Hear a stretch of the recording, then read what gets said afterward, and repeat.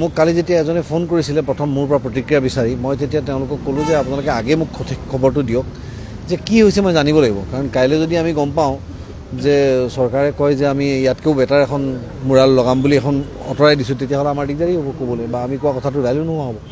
তাৰপিছত মই গম পালোঁ শুনিবলৈ পালোঁ ক'ব নোৱাৰোঁ আপোনালোকে জানিব বেছি মোতকৈ ভালকৈ যে মেয়ৰে হেনো কৈছে যে তেওঁ গম নাপায় তেওঁলোকে নজনাকৈ হৈ গ'ল বুলি কৈ দিলে কিন্তু মই ভাবোঁ যে নজনাকৈ হৈ গ'ল বুলি কৈ দিয়াটো এটা বৰ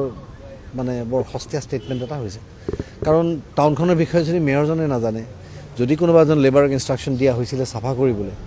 তেওঁক ইনষ্ট্ৰাকশ্যনটো সিমান ক্লিয়াৰকৈ দিব লাগিছিলে অন্যৰ ক্ষেত্ৰত নহ'লেও কমচে কম জুবিন গাৰ্গৰ ক্ষেত্ৰত গতিকে মুৰাল এখন গুচাই দিয়াটো দায়িত্বও কোনো যদি নলয় তেনেকৈ চাব গ'লে দেখোন কালি নিৰাপত্তাও সাংঘাতিক ধৰণে বিফল হ'ব পাৰে কাৰণ তাত যদি কোনোবাই আনি ডেড বডি এটা পুতি থৈ যায়তো কোনো গম নাপাব কালি যে কোনোবাই খান্দি মুৰাল এখন আঁতৰাই পেলালে জুবিনৰ কালি মূৰ্তি এটা খান্দি আঁতৰাই দিব পৰহি ডেড বডি এটা পুতি দিব এনেকুৱাও হ'ব পাৰে গতিকে মই অনুৰোধ জনাম তেওঁলোক যেন সজাগ হয় আৰু জুবিন গাৰ্গৰ ক্ষেত্ৰত বিশেষকৈ মানুহখিনি যিহেতু খুব আৱেগিক হৈ আছে আৰু জুবিন গাৰ্গ আমাৰ আৱেগেই হৈ পৰিছে আজিৰ তাৰিখত গতিকে তেওঁলোকে সেই ক্ষেত্ৰত যেন অলপ স্পেচিয়েলি অলপমান যেন মানে খেয়াল ৰাখে যাতে সেই ক্ষেত্ৰত যাতে কোনো ধৰণৰ কাৰণ কালিও যান জঁটৰ সৃষ্টি হৈছে মানুহৰ সমাগম হৈছে কালিও যান জঁটৰ সৃষ্টি হৈছে গতিকে ইমান মানে অলপমান যদি দায়িত্বশীল হৈ কামবিলাক কৰে ভাল লাগিব আমাৰ